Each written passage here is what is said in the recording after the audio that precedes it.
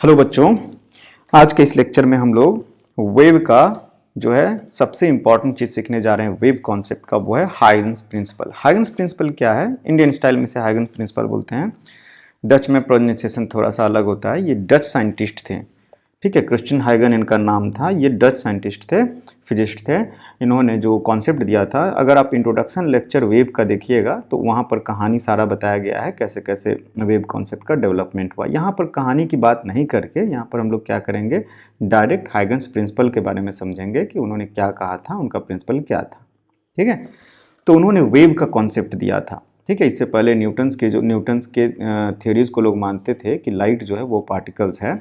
ये हाइगन जो थे वो भी न्यूटन के समय के ही थे, लेकिन इनकी बात को उतना नहीं दिया गया था वैल्यू। बाद में पता चला कि यस, लाइट जो है वो वेव है। तो हाइगन्स का प्रिंसिपल क्या था वेव के बारे में, वो सबसे पहले समझते हैं। तो ये हम लोग अभी पढ़ने जा रहे हैं लाइट का वेव कॉन्सेप्ट, ठीक है। किसका वेव कॉन्सेप्ट? लाइट के बारे में, कि वेव कॉन्सेप्ट क्या था। उन्होंने कहा था अकॉर्डिंग टू हाइगन क्या था कि light is a mechanical wave. फिर सवाल आया कि अगर मैकेनिकल वेव है तो मैकेनिकल वेव के लिए तो मीडियम की जरूरत पड़ती है। तो मीडियम क्या है? तो उसके लिए उन्होंने कॉन्सेप्ट लाया, क्या है? ईथर। उन्होंने कहा कि पूरे स्पेस में, पूरे ब्रह्मांड में ईथर मीडियम है एक, जो कि क्या है, लाइट के प्रोपगेशन में मदद करती है, मीडियम का काम करती है। और वो ईथर क्या है, ईथर के प्रॉपर्टीज़ के बारे में उन्होंने कहा कि ये जो है वो हाईली इलास्टिक और लो डेंसिटी मीडियम है, ठीक है। तो ये दो इंपॉर्टेंट चीज़ें बनाई। ईथर का कॉन्सेप्ट दिया और ईथर के बारे में क्या कहा कि ये हाईली इलास्टिक है और लो डेंसिटी मीडियम है। तो चूंकि उन्होंने मैकेनिकल वेव बोला था, तो मैकेनिकल वेव जैसे ही कहा वैसे ही उनको कहना पड़ा कि इसका मीडियम क्या है, और मीडियम के लिए उन्होंने ईथर का कॉन्सेप्ट लाया। ये थी हाइगन्स का मतलब जो उन्होंने बोला वो। लेकिन हाइगन्स प्रिंसिपल में कुछ वर्ड्स हैं, कुछ ऐसे टर्म्स हैं जिनको समझ लेना जरूरी है, जो कि वेव के कॉन्सेप्ट पे है। तो अगर आप वेव का कॉन्सेप्ट पढ़ेंगे तो वेव कॉन्सेप्ट में देखेंगे कि जो मैकेनिकल वेव होता है उसका इक्वेशन जो होता है, हमारे पास क्या था इक्वेशन? y इक्वल टू, याद कीजिए, e साइन या cos omega t minus x by v, इस टाइप का कुछ फॉर्म आता था। साइनोसॉइडल है तब, अगर साइनोसॉइडल नहीं है तब होता था y equal to f of t minus x by v, कुछ भी हो सकता है ये। तो ये प्रोग्रेसिव वेव का इक्वेशन था। क्लास 11 में वेव के चैप्टर को पढ़ लीजिए अगर हाइगन प्रिंसिपल को अच्छे से समझना है तब।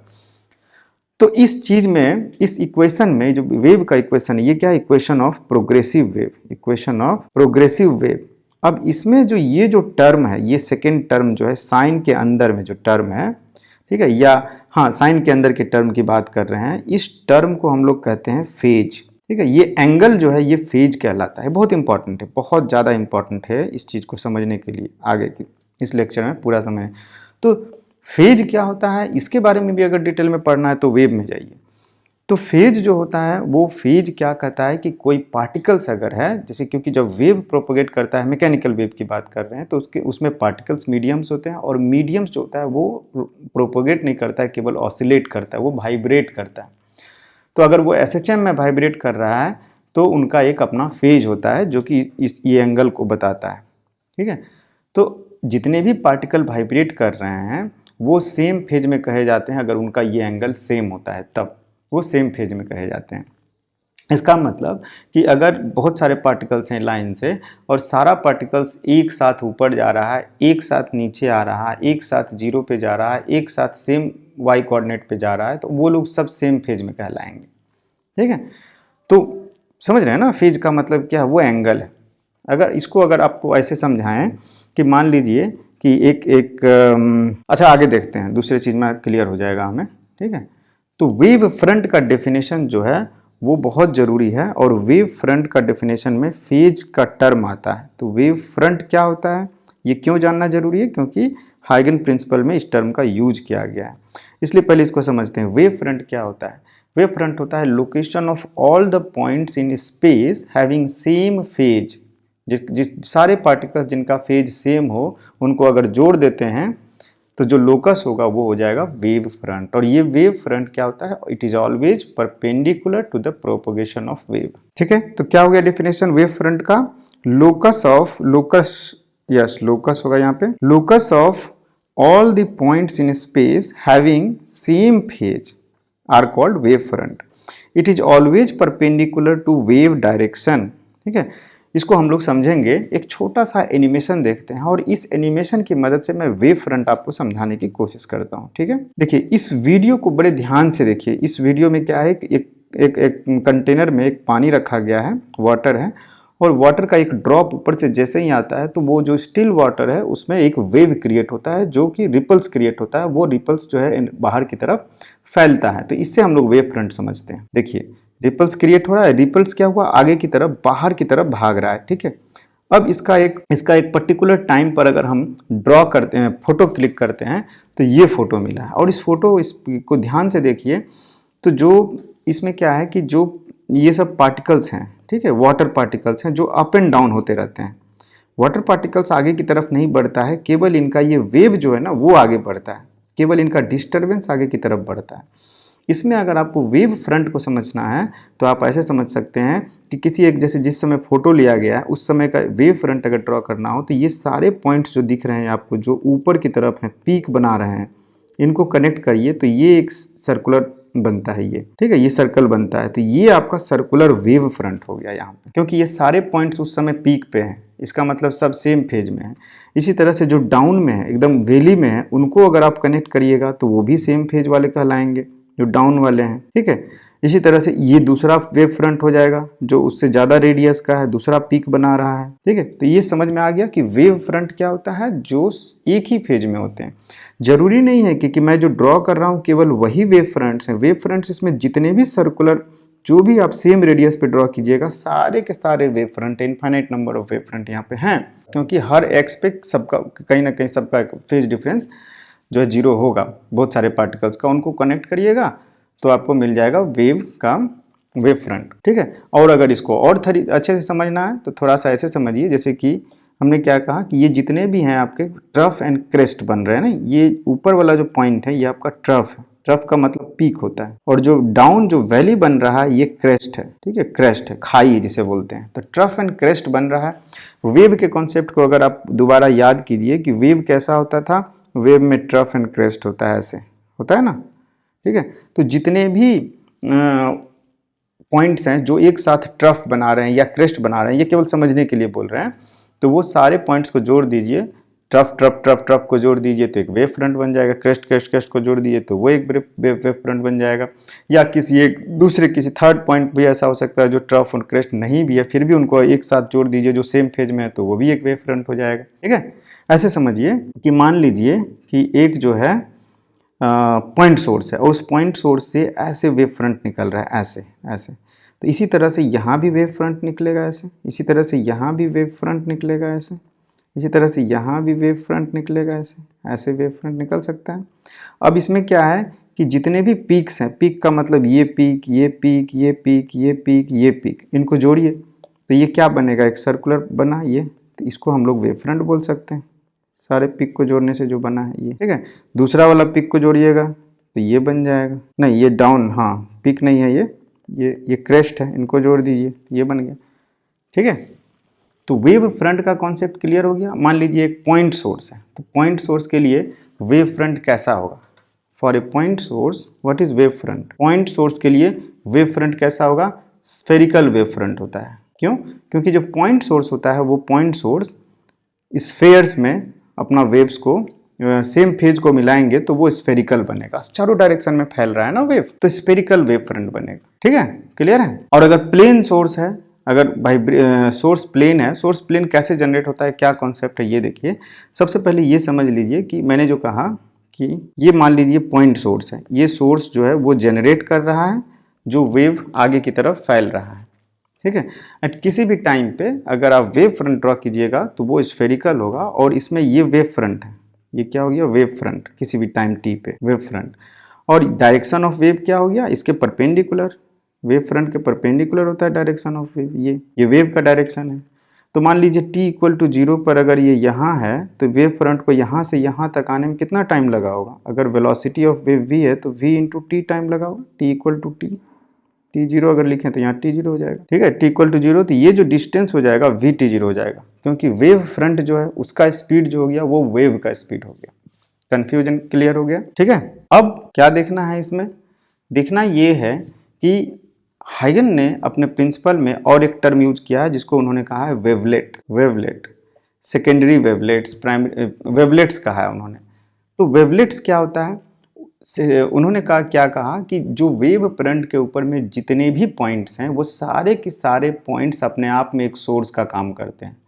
ठीक है, इसका क्या मतलब हो गया कि जितने भी ये जो आपने वेव किसी भी टाइम पर जो वेव फ्रंट ड्रॉ किया है, उन वेव फ्रंट पर सारे के सारे पॉइंट्स एक अलग से इंडिपेंडेंट सोर्स की तरह काम करते हैं। फिर से ये सोर्स बन गया है, ठीक है, ये फिर से सोर्स बन गया, ठीक है, ये सोर्स वापस बन गया। तो मैं कुछ एक पॉइंट्स पे ड्रॉ करके दिखा दे रहा हूँ, केवल सब पर नहीं, कि ये जो सोर्स बन गया ये फिर से वेव फ्रंट ड्रॉ कर रहे हैं, ऐसे सोर्स का वेव फ्रंट फिर से ड्रॉ करेंगे। इन छोटे छोटे वेव फ्रंट्स को उन्होंने वेवलेट्स कहा, ठीक है, सेकेंडरी वेवलेट्स, सेकेंडरी वेवलेट्स, ठीक है। और सेकेंडरी वेवलेट्स ये दूसरे पॉइंट्स पर ड्रॉ कर लिए। अब आप कह सकते हैं कि ये पॉइंट हम अपने मन से कहाँ ले लिए, कहीं और भी ले सकते थे। यस, कहीं भी ले सकते थे, कोई फर्क नहीं पड़ता है, आप ले लीजिए कहीं भी और ड्रॉ कर लीजिए। ये इसी तरह कितने पॉइंट्स होंगे, बहुत सारे पॉइंट्स बनेंगे इस वेव फ्रंट के ऊपर में। अब किसी भी टाइम पर इन सेकेंडरी सोर्स के ऊपर में अगर आप टेंजेंट ड्रॉ करते हैं और उनको मिला देते हैं ऐसे, तो ये जो बनता है, ये इस समय टेंजेंट ड्रॉ करके जो हम मिला रहे हैं, ये जो बनता है इसे हम लोग बोलते हैं सेकेंडरी वेव फ्रंट, ठीक है। ये हो गया आपका प्राइमरी वेव फ्रंट, कंस्ट्रक्शन की बात कर रहे हैं, ये प्राइमरी वेव फ्रंट हो गया। और बाद में उसको सोर्स मान करके जो ड्रॉ किया गया है टेंजेंट, इसे हम लोग बोलेंगे सेकेंडरी वेव फ्रंट। तो वेव फ्रंट समझ में आ गया क्या होता है, क्लियर है। आई होप इसमें दिक्कत नहीं होना चाहिए अभी तक, क्योंकि वेव फ्रंट ये कॉन्सेप्ट को किन्होंने दिया, हाइगन ने दिया। तो उन्होंने कहा था कि जो किसी भी वेव फ्रंट के ऊपर में जितने भी पॉइंट्स हैं, सारे पॉइंट्स के लिए आप ये ड्रॉ कर सकते हैं सेकेंडरी वेवलेट्स। एक और चीज उन्होंने कहा था कि सेकेंडरी वेवलेट्स जो जनरेट होता है वो केवल फ्रंट में जनरेट होता है, बैक में जनरेट नहीं होता है, ठीक है। बाद में इसको प्रूव भी किया गया कि ये जो बैक में जो दिख रहा है, ये इसके अंदर में, ये सामने वाला तो उन्होंने सही बताया, और बैक में जो जनरेट हो रहा है ये एक दूसरे को कैंसिल कर देते हैं, ये बाद में प्रूफ हुआ, ठीक है। और ये यहाँ भी ये जितने भी ड्रॉ किए गए हैं ये सारे कैंसिल हो जाते हैं, केवल जो टेंजेंट ड्रॉ किया जाता है उसी पर जो होता है वो कंस्ट्रक्टिवली वेव फ्रंट बनता है, बाकी सारे ये हो जाते हैं, ठीक है। इसीलिए हमें यही ड्रॉ करना पड़ता है, और ये जो है ये आपका डिलीट हो जाता है, नहीं रह जाता है, ठीक है। क्लियर, क्यों नहीं रह जाता है ये समझ में आ गया। वो आप दिखा सकते हैं, प्रूव भी कर सकते हैं मैथमेटिकली, लेकिन यहाँ जरूरत नहीं है हम लोगों को, इसलिए हम इसको प्रूव नहीं करेंगे। बट उन्होंने जो बोला था उसको हम लोग मान लेते हैं फिलहाल, कि जो वेवलेट सेकेंडरी जो जनरेट होते हैं वो प्रोपोगेट करते हैं केवल फ्रंट में, फ्रंट डायरेक्शन में, in the direction of wave. Wave इस तरफ मूव कर रहा है तो इसी तरफ केवल सेकेंडरी वेवलेट्स का जनरेशन हो रहा है, और सेकेंडरी वेवलेट्स के ऊपर में टेंजेंट जो ड्रॉ किए हैं वो टेंजेंट जो है वो सेकेंडरी वेव फ्रंट दे दिया। ये क्लियर, ये हाइगन का प्रिंसिपल था। अब देखिए क्या होता है कि किसी भी टाइम पर अगर ये इस रेडियस को आप काफ़ी बड़ा कर लीजिएगा, ये जो रेडियस है ये रेडियस अगर बहुत बड़ा हो, इस छोटे से पोर्शन को अगर आप देखिएगा, यहाँ से यहाँ तक को ले लीजिए, ठीक है, तो इसका रेडियस ये है, और इससे भी छोटा लीजिएगा तो ये है, और इससे भी छोटा लीजिएगा तो और छोटा हो जाएगा। तो small portion of this one, small portion of this one will be like a straight line, ठीक है। अब ये अभी क्या है, ऐसे है, थोड़ा सा और छोटा पोर्शन ले लीजिए इसमें से, तो वो और छोटा हो जाएगा, तो वो स्ट्रेट लाइन हो जाएगा। तो जब काफ़ी दूर चला जाता है वेव फ्रंट तो वो प्लेन वेव फ्रंट की तरह हो जाता है। जो स्फेरिकल वेव फ्रंट है जिसका एक रेडियस ऑफ कर्वेचर है, वो काफ़ी रेडियस बड़ा होने के बाद उसका कर्वेचर जो है बहुत कम हो जाता है, और वो स्ट्रेट वेव फ्रंट की तरह ट्रीट किया जा सकता है, ठीक है। तो उस समय अगर ड्रॉ करेंगे, इस छोटे से पोर्शन को मान लीजिए हम इनलार्ज करके अगर ड्रॉ करते हैं तो कुछ इस टाइप का स्ट्रेट लाइन की तरह हो जाएगा, और इसके ऊपर में हम लोग सेकेंडरी वेवलेट्स को दिखा सकते हैं कि वो ऐसे हो रहा है, ठीक है, ऐसे दिखा सकते हैं ऐसे। तो इन सारे पर अगर टेंजेंट ड्रॉ करते हैं, इन सारे पर ये टेंजेंट, तो ये क्या हो जाएगा, प्लेन वेव फ्रंट हो गया। एक प्लेन वेव फ्रंट ये था, ये प्लेन वेव फ्रंट कहाँ से बना है, जो पॉइंट सोर्स से काफ़ी दूर पर जो वेव फ्रंट है वो जो प्लेन वेव फ्रंट की तरह बिहेव करेगा। तो जैसे सन है, सन तो एक सिंपल सी क्या है, वेव फ्रंट है, जो पॉइंट सोर्स की तरह है हमारे लिए, लेकिन जब वहाँ से अर्थ पे आता है तो वो लाइट एकदम ऐसे आ रहा है जैसे किसी स्ट्रेट लाइन में आ रहा हो, प्लेन वेव फ्रंट की तरह आ रहा है, ठीक है। आप अर्थ का ही एग्जांपल ले लीजिए, अर्थ तो स्फेरिकल है, लेकिन जब हम फुटबॉल ग्राउंड में फुटबॉल खेलते हैं तो हमें फील होता है क्या कि जो हमारा प्लेन सरफेस है वो तो प्लेन सरफेस होता है, वो तो स्फेरिकल कर्वेचर में नहीं है, क्योंकि अर्थ बहुत बड़ा रेडियस है, उसके कंपेयर में प्ले ग्राउंड जो है वो बहुत ही छोटा है, तो वो एक प्लेन की तरह हो जाता है, स्फेरिकल सरफेस नहीं है। इसी तरह से यहाँ एज्यूम कर सकते हैं कि इसका छोटा सा पोर्शन अगर लेंगे, यानी कि रेडियस अगर काफ़ी बड़ा रहा तो ये प्लेन वेव फ्रंट बनेगा। ठीक है, तो ये प्लेन वेव फ्रंट है। ठीक है, वेव फ्रंट किसके परपेंडिकुलर है? वेव के परपेंडिकुलर, इस डायरेक्शन में वेव प्रोपोगेट कर रहा है, तो इसलिए इसके परपेंडिकुलर प्लेन वेव फ्रंट ये बन गया। क्लियर? कोई कंफ्यूजन नहीं है यहाँ पे। तो हम लोग लिख सकते हैं कि very far from the point source wave front is a plane wave front. ठीक है, अब इतना चीज अगर समझ में हमें आ गया, तब हम अब हाइजन कंस्ट्रक्शन या हाइजन प्रिंसिपल को समझते हैं। हाइजन प्रिंसिपल क्या था? तो क्या है हाइगन्स प्रिंसिपल? हाइगन्स प्रिंसिपल है, क्या Huygens principle? Every point on the primary wave front is a new source for secondary wavelets at any time t tangents to these wavelets is a new wave front।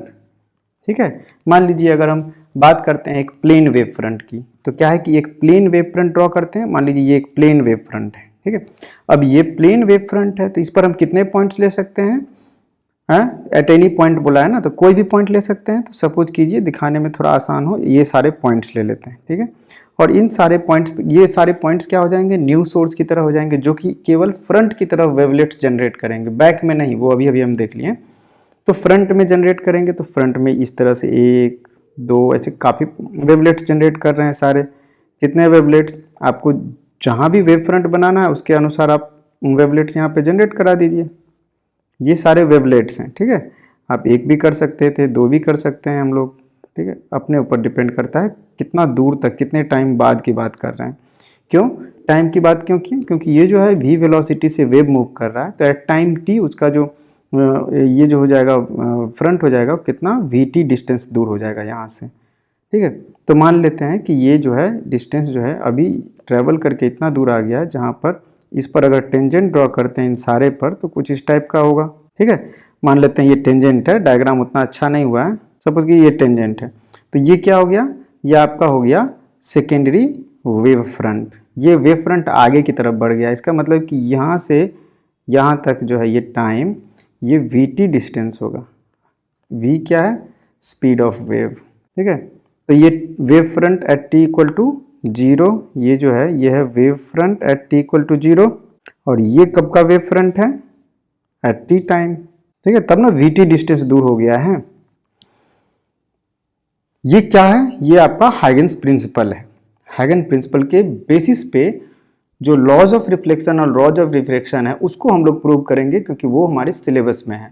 और interference, diffraction, ये सब जो है हम prove नहीं करेंगे। ठीक है, तो proof of laws of reflection सबसे पहले देखते हैं। Laws of reflection proof, law of reflection बोलते हैं क्योंकि एंगल वाला ही प्रूफ मेन है। तो सबसे पहले करना क्या होता है? सबसे पहले कंस्ट्रक्शन, कि कैसे ज्योमेट्री कंस्ट्रक्ट करें, कंस्ट्रक्शन वाला पार्ट पहले आता है।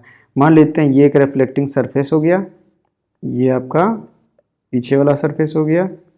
अब एक इस पर क्या दिखाएंगे? अब इस पर क्या दिखाएंगे? एक इंसिडेंट वेव दिखाते हैं। ये आपका इंसिडेंट रे हो गया। ठीक है, और इंसिडेंट रे हो गया, और एक जो हो जाएगा थोड़ा सा और इंसिडेंट रे को इंक्लाइन बनाते हैं, ये आपका इंसिडेंट रे हो गया।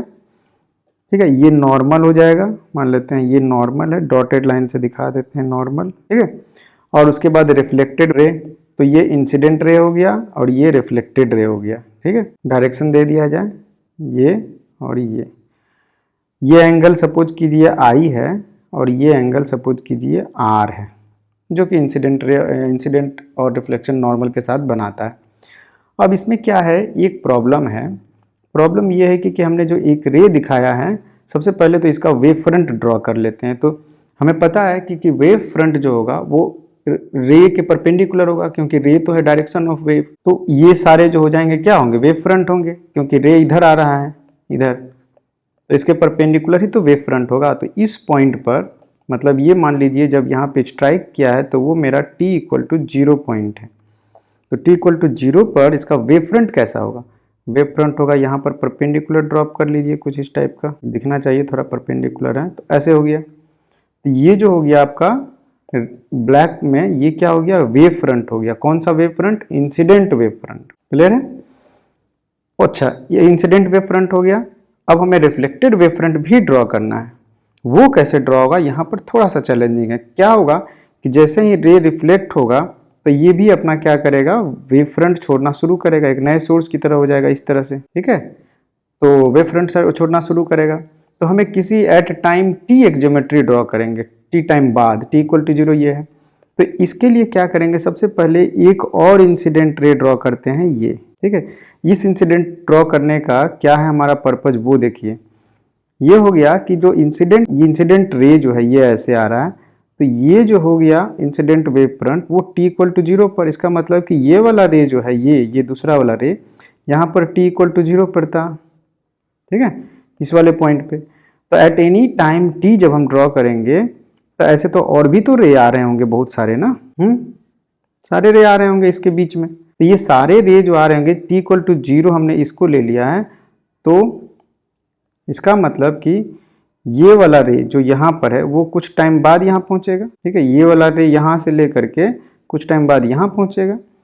तो इस रे को यहाँ से यहाँ तक आने में कुछ टाइम लगेगा, और ये टाइम कितना हो जाएगा, ये टाइम हो जाएगा v into T, where v क्या है, v हो जाएगा स्पीड ऑफ वेव। जैसे यहाँ पे लाइट हो गया, लाइट का स्पीड। ठीक है, इन एयर, क्योंकि अगर ये मीडियम एयर है तो इसमें एयर का स्पीड हो जाएगा। ठीक है, तो ये हो गया। दूसरा बात क्या हो जाएगा कि इसका वेव फ्रंट अब हमें ड्रॉ करना है। किसका वेव फ्रंट, यहाँ के बाद इस तरह से t इक्वल टू 0 है ना, तो t इक्वल टू थोड़े टाइम बाद ऐसा बनेगा, कुछ टाइम बाद फिर ऐसा बनेगा, कुछ टाइम बाद फिर ऐसा बनेगा। ये इसके लिए हो जाएगा ये। ठीक है, इसी तरह इसके लिए भी कुछ बनेगा, एक दूसरा पॉइंट ले लीजिए। इसी तरह यहाँ पर भी बनेगा। ठीक है, ये क्यों कर रहे हैं, क्योंकि ये हम हाइगन प्रिंसिपल से प्रूव कर रहे हैं। तो इसीलिए क्या किया जाए, टाइम t के बाद जो है ड्रॉ किया जाए एक आपका वेव फ्रंट, जो कि कुछ ऐसे होगा, स्फेरिकल होना चाहिए, पॉइंट सोर्स की तरह हो गया ना, तो ये स्फेरिकल हो गया सपोज कीजिए। तो इस पर टेंजेंट जब ड्रॉ करेंगे, थोड़ा सा और अच्छा करना होगा, पहले ड्रॉ कर लेते हैं टेंजेंट। ठीक है, क्योंकि हमें पता ही है क्या प्रूफ करना है, तो पहले टेंजेंट ड्रॉ कर लेते हैं। ये आपका हो गया, एक लाइन ड्रॉ किए जो कि यहाँ पर जो ड्रॉ करेंगे सरफेस उसका टेंजेंट होना चाहिए। ठीक है, सेंटर से ये ड्रॉ हो रहा है। उसके बाद अगर कोई और भी पॉइंट अगर आप ड्रॉ करना चाहते हैं तो उसका भी कर सकते हैं, तो वो ऐसे हो जाएगा, ऐसे। कोई और करना चाहते हैं तो मतलब कि इस टाइप का पॉइंट बनते जाएगा। और ये वाला पॉइंट जस्ट अभी शुरू ही हुआ है, टी टाइम बाद की बात कर रहे हैं। तो यहाँ पर जितने रेज आएंगे सबके लिए ये वाला एक वेव फ्रंट ऐसे ड्रॉ किया जा सकता है। उसी के ऊपर तो ये टेंजेंट ड्रॉ किया गया है। ठीक है, तो ये कौन सा चीज हो गया, ये जो अभी हमने ड्रॉ किया ये क्या हो गया, ये हो गया रिफ्लेक्टेड वेव फ्रंट। अब रिफ्लेक्टेड वेव फ्रंट हो गया। अब थोड़ा सा ज्योमेट्री पे ध्यान देना है। मान लेते हैं इसका नाम दे देते हैं A B C D। ठीक है, तो ये वाला एंगल जो है इसका नाम P दे देते हैं नॉर्मल, या N दे देते हैं, N नॉर्मल को, AN जो है वो नॉर्मल है। तो इस डायग्राम में थोड़ा सा ध्यान दीजिएगा, तो क्या क्या कुछ हो रहा है। देखिए क्या हो रहा है, ये वाला एंगल जो है I है, ये एंगल, और ये वेव फ्रंट जो है इसके ऊपर में 90 डिग्री है। तो इसका क्या मतलब हो गया, इसका मतलब हो गया कि ये एंगल कितना हो जाएगा बताइए हमें, ये वाला एंगल कितना हो जाएगा, ये एंगल, ये 90 माइनस आई होगा। ठीक है, क्योंकि ये 90 डिग्री है जिसमें से ये आई है, तो ये 90 माइनस आई हो जाएगा। चेक कीजिए, तो इसको हम लोग लिखते हैं, ये हो जाएगा आपका, ये एंगल हो जाएगा 90 माइनस आई, और ये 90 माइनस आई हो जाएगा। तो ये भी देखिए, ये एंगल जो है ये क्या है, ये जो है ये 90 डिग्री है, ये 90 डिग्री है जिसमें से ये 90 माइनस आई है, तो ये आई हो गया।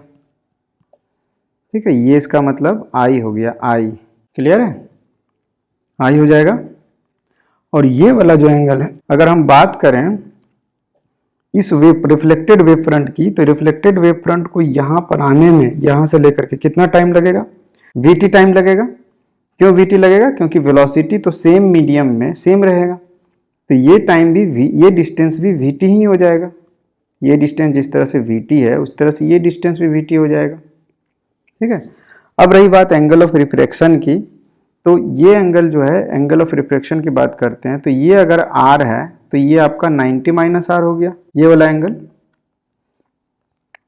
ठीक है, ये देखिए ये आर है, ये 90 डिग्री है, ये 90 माइनस आर हो गया। और इस वाले ट्रायंगल में अगर देखेंगे, कौन से ट्रायंगल में, ये ट्रायंगल में, तो ये आपका आर आ जाएगा, ये एंगल आर हो गया। ठीक है, अब समझाने के लिए लिख दे रहे हैं हम, जो चीज़ समझाए हैं उसको लिख दे रहे हैं। ठीक है, तो मैथ्स में क्या है, ये इक्वेशंस के जरिए क्या बताया हमने, जो अभी बताया उसी को इक्वेशन में बता दिए आपको लिख करके, ताकि नहीं समझ में आया तो इसको देख सकते हैं। ठीक है, ये वाला एंगल ये परपेंडिकुलर है, इस पे याद रखना है, ये परपेंडिकुलर है, इस वाले पे याद रखना है, ये परपेंडिकुलर है, इस वाले पे याद रखना है, बन जाएगा। अब ये एंगल आई है, दोबारा समझा दे रहे हैं, ये एंगल आई है तो ये एंगल 90 माइनस आई हो गया, और देयरफॉर ये आई हो गया, क्योंकि ये 90 इसके साथ 90 डिग्री है। आर की बात करें तो ये आर है, तो ये 90 माइनस आर हो गया, और चूंकि इस ट्रायंगल को ध्यान देंगे तो ये अपने आप आर हो जाएगा, क्योंकि ये 90 है। यही चीज़ यहाँ पे लिख दिया गया है। क्लियर? अब क्या करना है, नाउ अब इंटरेस्टिंग चीज़ आ गई, अब तो कुछ बचा नहीं। ट्रायंगल को ध्यान से देखिए, ट्रायंगल का कंडीशन में ए बी तो कॉमन साइड है इन ट्रायंगल में, दो ट्रायंगल को देखिए, इस ट्रायंगल को और इस ट्रायंगल को, तो ए बी कॉमन साइड है, एक एंगल 90 डिग्री है दोनों का, और एक साइड बराबर है। क्यों? क्योंकि ये भी वी टी, ये भी वी टी, और वो भी इसलिए कि सेम मीडियम में जा रहा है। तो ये वी टी, टी टाइम बाद ये वेव फ्रंट ड्रॉ किया गया है रिफ्लेक्टेड का। ठीक है, ये रिफ्लेक्टेड का वेव फ्रंट है, टी टाइम बाद ये इंसिडेंट का वेव फ्रंट है। तो इसका मतलब क्या हो गया कि ये वी टी डिस्टेंस बाद आया, इंसिडेंट वेव यहाँ पे, रिफ्लेक्टेड वेव यहाँ आया, तो ये डिस्टेंस भी बराबर है। तो in triangle A B D and A B C क्या हो जाएगा, angle D equal to 90 degree equal to angle C, C लिख दिए हैं। ठीक है, और दूसरा ए बी कॉमन है, और तीसरा क्या है, A D equal to C B equal to V T. ठीक है, क्यों है, क्लियर समझ में आ रहा है कि ये डिस्टेंस इक्वल टू ये डिस्टेंस है, क्योंकि टी टाइम बाद ये वेव फ्रंट यहाँ पहुंचा है, और यहाँ से ये वेव फ्रंट यहाँ पहुंचा है टी टाइम बाद। क्लियर? तो देयरफॉर ये दोनों ट्रायंगल क्या हो जाएगा, कॉन्ग्रुएंट हो गया, सिमिलर ट्रायंगल हो गया। क्लियर है?